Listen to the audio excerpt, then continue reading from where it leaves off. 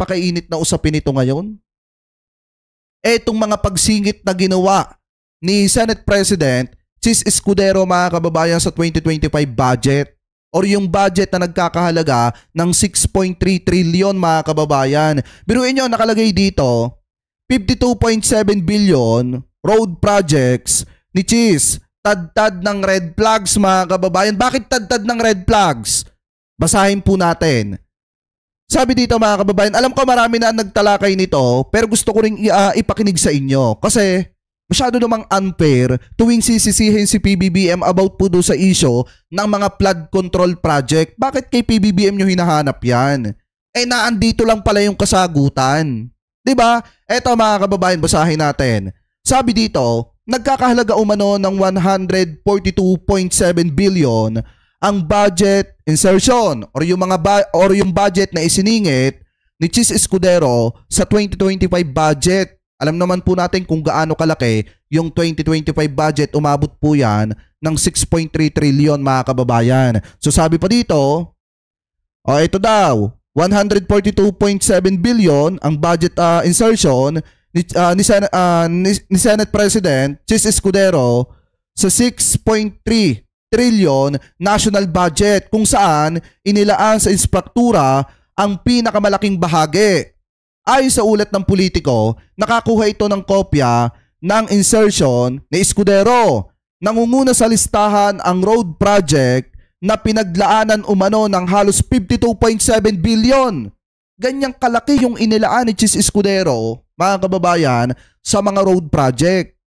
Di ba alam naman po natin mga kababayan na meron po tayong DPWH na nangangasiwa po about po sa mga proyekto sa karsada or yung mga pagpapagawa ng karsada. Bakit kailangan pa na humawak ng mga ganitong klase ng budget, ganitong klaseng halaga ng pera, eto pong mga senador na ito? Meron na nga tayong DPWH. Di ba mga kababayan? So ngayon sabi pa dito, basahin pa natin. Parang lumalabas dito parang pidap to mga kababayan o kaya pork barrel. Pakitama na lamang po ko kung ako po ay mali. Anyway, ituloy pa natin. Sabi pa dito, ang naturang pondo para sa kalsada ay nagkakahalaga or nakakalat sa 912 proyekto mula sa pagtatayo at rehabilitasyon hanggang sa slope, protection at mga bypass road. 164 na proyekto ang tumanggap umano ng eksaktong 100 million bawat isa. Isang paraan na nagdulot umano ng alalahanin sa template o arbitrary budgeting mga kababayan. Kasunod na mga kalsada ang mga gusali na nakatanggap ng 38.7 billion. Kabilang dito yung mga flood control project na nakatanggap naman or nakakuha ng 35.1 billion at mga programa para sa street lightening or street lightening na nagkakahalaga ng 11.1 billion pesos. Biruin niyo mga kababayan, bakit binabaha pa rin? Meron na nga 35.1 billion pesos na inilaan na budget dyan etong si Chis Escudero dahil nga nagsingit pala siya ng 142 billion pesos na pera mga kababayan or ng budget doon po sa 6.3 trillion mga kababayan na national budget. Ganun po kalala ang ginagawa ng mga ito. Kaya pala kung titingnan nyo mga kababayan, ayaw na ayaw bitawan ni Senate President Chis Escudero yung pagiging Senate President. Bakit mga kababayan? Kasi kapag may control siya, kaya niya pong gawin mga kababayan na magsingit ng mga proyekto di umano na paglalaanan ng budget na nagkakahalaga ng malaking halaga. Diba? Biruin nyo mga kababayan kung gaano kalaki yung budget dito sa flood control project ni Chis Escudero. 35.1 billion. At sabi pa nga dito, at ang mga programa para sa street lightening ay nagkakahalaga naman mga kababayan ng 11.1 billion pesos. Kaya yung mga nakikita nyo dyan sa karsada na mga ilaw na may solar, yan po, ganyan po kalaki yung halaga mga kababayan na ginastos dun sa ibang mga ilaw na nakikita nyo dyan. Ano po, so sabi pa dito, basahin pa natin. Samantala, ang paggawa ng mga tulay ay may inalaang pondo na nagkakahalaga naman mga kababayan ng 3.8 billion habang ang natitirang 1.3 billion ay inilaan sa iba pa mga proyekto tulad ng water system, pag-upgrade ng paliparan at pagbili ng mga lab equipment. Yan po yung sabi dito. Ito pa pinakamasaklap mga kababayan. Dito kayo magugulat. Dito kayo magugulat. Diba? Napakaingay ng senador na ito. Noong mga nakaraang taon mga kababayan, nagrereklamo pa siya bakit daw binabaha, may nakalaan naman daw na pondo. Ngayon mga kababayan, dito po kayo magugulat. Sabi pa dito, basahin pa natin. Kapansin-pansin umano sa listahan ng mga nakatanggap ng pondo ay ang Bulacan o probinsya ni Senator Joel Villanueva na may pinakamalaking kabuuang alokasyon na nagkakahalaga po ng 12 billion pesos. Ganyang kalaki mga kababayan. 'Di ba? Doon sa lugar ni Joel Villanueva nakakuha ng alokasyon na nagkakahalaga ng 12 billion pesos. Ang tanong, naging maayos ba yung mga karsada dyan? Hindi na ba binabaha ang Bulacan? Diba? Hindi na ba binabaha ang Bulacan mga kababayan? Alamin natin. Eto, pakita ko sa inyo. Ito po ay balita lamang, kahapon lamang po ito ipinost mga kababayan ng UNTV News. Sabi po dito mga kababayan, basahin po natin yung title para makita nyo. 8 bayan sa Bulacan nakaranas ng pagbaha. Ang laki ng budget dyan. 12 billion pesos. Para mga kababayan, para saan nga yun? Wait lang O tama, 12 billion pesos mga kababayan ang nakalaang pondo. Ano po dyan po sa lugar ng Bulacan, lugar ni Senator Joel Villanueva. Sabi pa nga dito, basahin pa natin sa halagang ito, 900 million ang inilaan para sa mga proyekto sa kalsada sa antas ng barangay. May tuturing umano itong sobra-sobra batay sa lokal na konteksto. Isa pang proyekto ay may 25 milyong kalsada papunta sa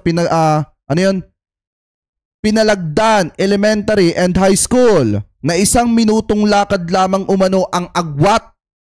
Pero yun kung gaano katindi niyan, ginastosan ng malaki, tapos ganun lang kaliit yung nagawa.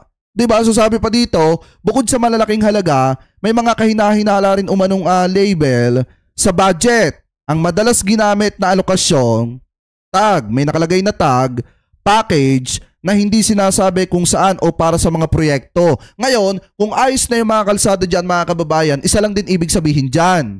Kung pinaglaanan ng malaking halaga yan, yung mga kalsada dyan sa Bulacan, ibig sabihin, kasama dyan yung mga flood control project. Kaya nga kung titingnan nyo mga kababayan, di ba ganito yan Di ba nakakakita kayo ng mga kalsadang ginagawa? Pagkatapos gawin nung kalsada, kasama yung widening. Di ba yung widening yan? Kung saan tinataniman ng mga culvert.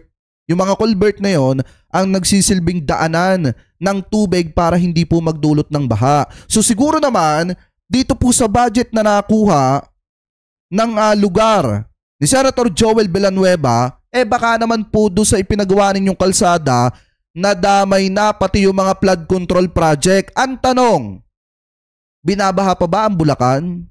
Eto, panoorin po natin. Ayon po dito sa UNTV News, balik tayo. 8 bayan sa Bulacan nakaranas ng pagbaha. Bakit nakakaranas pa rin ng pagbaha ang Bulacan kung malaki pala yung inilalaan diyang pera? Diba? Kung malaki pala yung nakuha or napapunta dyan na pera para po sa pagpapagawa ng mga kalsada at syempre kasama na rin dyan yung mga flood control. Ano po yung mga widening mga kababayan. So ngayon, balik tayo ulit dito. Play natin.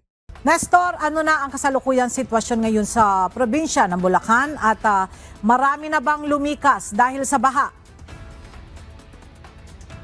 Tanghali, Ella, sa ngayon nga ay nasa heavy rainfall o orange warning ngayon ang buong probinsya ng Bulacan dahil nga sa epekto ito ng habagat at hindi bababa sa 5,000 residente yung ilang lumikas nga sa probinsya, partikular sa bayan ng Hagonoy dahil sa patuloy nga na pagtaas ng baha, bunsod ng patuloy na pag-ulan na sinabayan pa nga ito ng high tide. Patuloy ang pagtaas ng tubig sa mga ilog sa bayan ng Hagonoy, Kalumpit, Malolos, Pombong, Marilao, Santa Maria, Balagtas, Bukawe, at sa probinsya ng Bulacan. Ayon sa head ng Bulacan PDRMO na si Manuel ang pagbaha ay bunsod ng habagat at high tide. Ah, Isa rin sa kita nyo, partida, hindi pa yan talaga yung totaling bagyo ha. Ano pa lang yan, habagat pa lang at saka high tide. Pero, kita nyo naman kung ano yung nangyayari sa Bulacan. Binabaha mga kababayan. dahilan kaya tumaas ang tubig ay dahil sa nag-overflow na tubig mula doon sa Bustos Dam. At nag-deplete nga ito yung ilang mga rubber gate kaya Punoy at Kalumpit. Samantala sa lakas ng pagulan at pagtaas ng tubig baha, nasira naman ang kalsada sa Barangay Kalawakan, DRT o Doña diba? Remedios, Trinidad. Ayon kay Mayor Ronaldo Flores ng DRT, proyekto ito ng DPWH at isang buwang nang gawa pero Tsaka mga kababayan, alam niyo ang pinakamasaklap dito?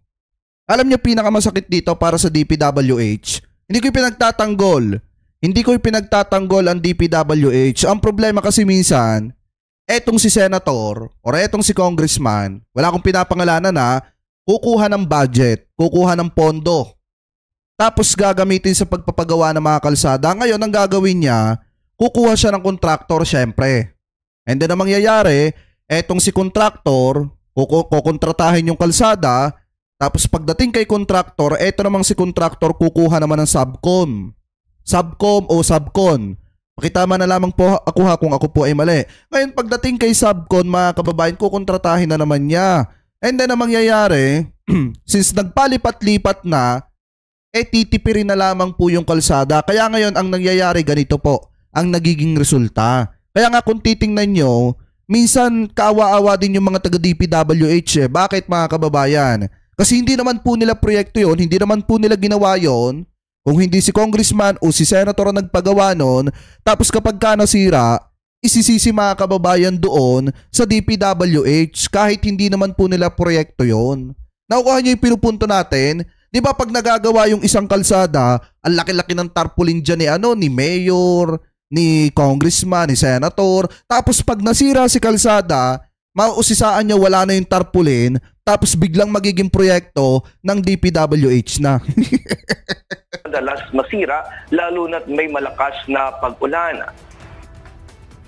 Samantala, Ella, kung mapapansin natin ngayon, dito sa lugar ko, dito sa Emergency Operations na Center ng PDRRMO at nandito nga kasalukuyan ay si Sir Lokban ay nagmo-monitor ngayon dito sa kalagayan o sitwasyon ng mga ilog dito sa probinsya ng Bulacan. Particular, makikita natin dito yung binabanggit kanina na 8 bayan sa Bulacan na binaha at nakikita rin nila na patuloy yung pagragasa o pagtaas ng tubig sa mga ilog na minomonitor nga at paalala rin ng PDRMC sakaling meron silang mga anunsyo na lumikas ay lumikas yung mga residente. Pero sa ngayon naman ay wala namang totally na mga lumilikas sa ibang mga lugar. Liban na lang doon sa lugar ng Hagonoy, Bulacan na talaga namang apektado ng pagbaha sa mga oras na ito. At yan, muna ang ating latest. Ayan mga kababayan ha, yung lugar ni Senator Joel Villanueva ay nakakaranas pa rin po ng pagbaha sa kabila ng malaking pondo na nakukuha po nila. Ano po dahil po doon sa isiningit ni Senate President Chis Escudero mga kababayan. Alam nyo ba, meron pa nga ako nakitang balita about dyan Kasi dito po kasi sinamarize po lang ito ng ng Abante, TNT, tunay na tabloidista. Alam niyo ba doon sa politiko? Ito yan Kung titingnan niyo mga kababayan, ano ba yung sinasabi dito sa post ng politiko? Sabi dito mga kababayan, siksik sa ham and cheese, Escudero inserts 142 billion in 2025 budget to benefit allies. Sino yung tinutukoy ng mga kaalyado dyan? Di yung mga senator na sumuporta dito po kay Chis Escudero, di umano. Hindi ko sinasabing totoo hindi ko sinasabing hindi. Ngayon, huwag kayong magtaka mga kababayan kung bakit etong si Senator, yung lugar ni Senator Joel Villanueva ay nakakuha ng alokasyon na nagkakahalaga ng 12 billion pesos. Ganun kalaki mga kababayan. Siyempre, kapag kakaalyado ka, natural makikinabang ka din. Hindi naman pwedeng susuluhin yon ni Senate President mga kababayan. Natural, may makikinabang at makikinabang din po dyan. So ngayon, ituloy po natin yung pagbabasa natin. Sabi pa dito mga kababayan, eto pa daw. Bukod sa malalaking halaga, may mga kahinahinala rin umano mga label sa budget. Ang madalas ginamit na location location tag, package, na hindi sinasabi kung saan o para saan ang mga proyekto. Kitang-kita umano ito sa 500 milyong rehabilitasyon ng Santa Rita Biak na Bato Road sa San Miguel, Bulacan, na hinati sa 5 package na tig 100 million bawat isa. Parehong sistema rin umano ang ginamit sa Umpukan, Sumandig Road sa San Ildefonso, Bulacan or Ildefonso, Bulacan. Natig 100 million pesos package mga kababayan. Yan po yung sabi dito. Pero hindi lamang daw sa Bulacan nangyari ito. Maging sa Batangas, ang Lubao Bypass Road ay hinati sa tig 100 million items. Dito sa lugar namin mga kababayan. 'Di ba? Ganon kalaki. Pero yun yung sabi dito, maging sa Batangas pala mga kababayan nangyari din po yan. Na kung saan yung 500 billion pesos ay hinati po sa 5 na tigwa 100 million pesos. Sabi pa dito mga kababayan, basahin pa natin. Lumabas naman umano ng 3 beses sa budget ang Baguio-Bundok Road. Tama, Baguio-Bontoc Road bawat isa ay may tig 125 milyong alokasyon at ang mga bahagyang pagkakaiba lang ay kilometer markers na nagpapahiwatig umano ng posibleng duplication o overlapping ng proyekto.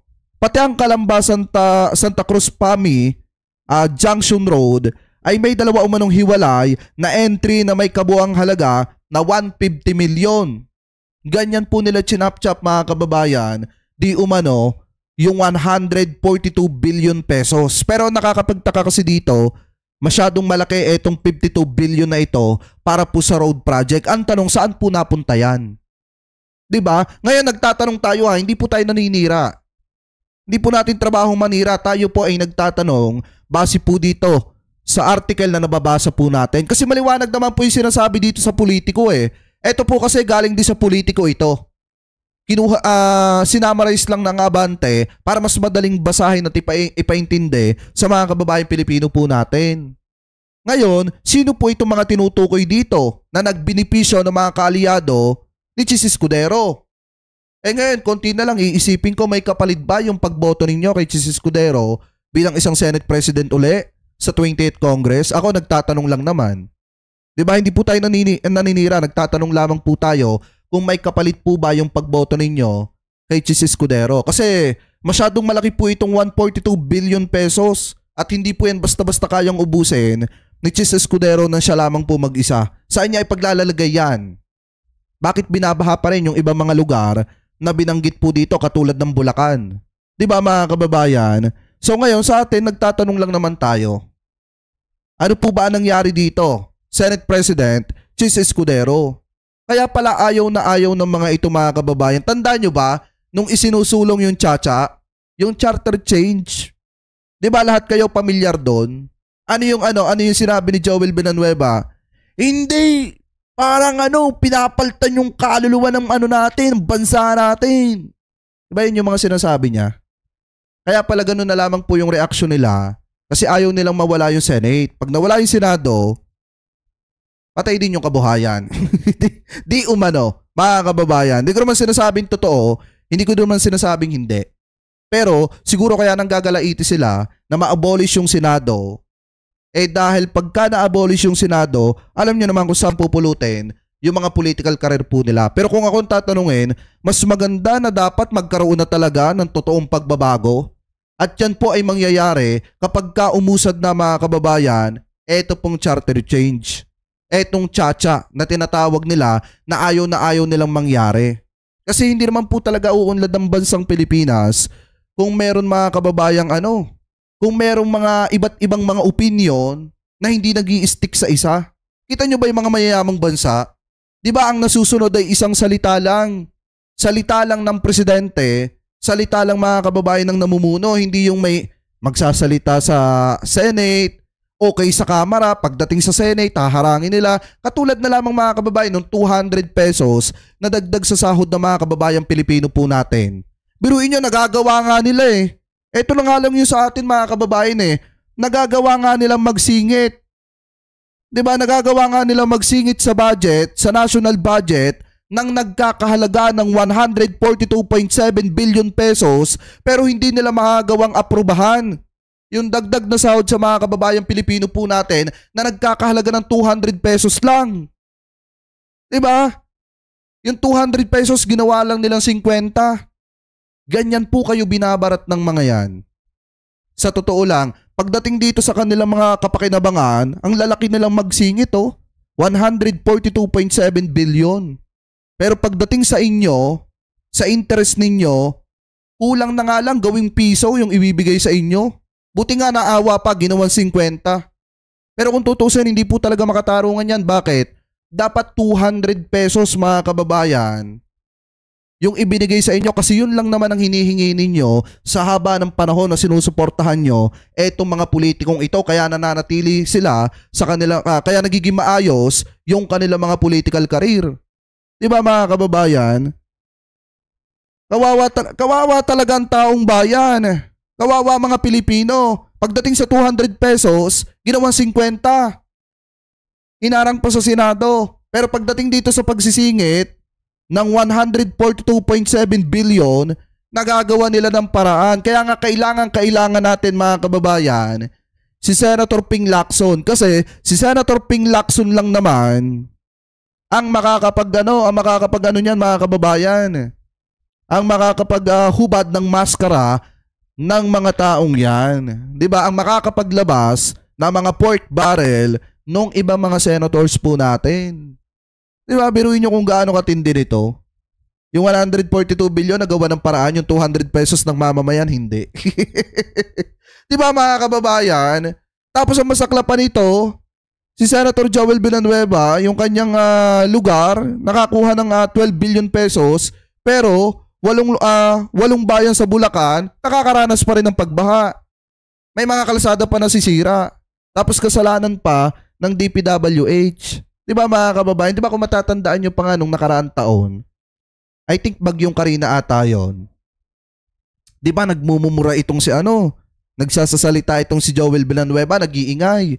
Sinisisi yung mga flood control project dahil daw nagkakaroon pa rin ng baha. Ngayon, yung lugar niya nakatanggap ng 12 billion pesos, bakit hindi niya magawang makapagbigay ng statement? Bakit binabaha pa rin yung Bulacan? Kung bakit pa rin binabaha yung Bulacan, di ba mga kababayan, sa kabila ng malaking halaga na nakuha ng kanyang lugar? Bakit hindi niya subukan ngayon mag-ingay? Kasi nga mga kababayan, siguro, tama rin yung tinutukoy doon sa blind items.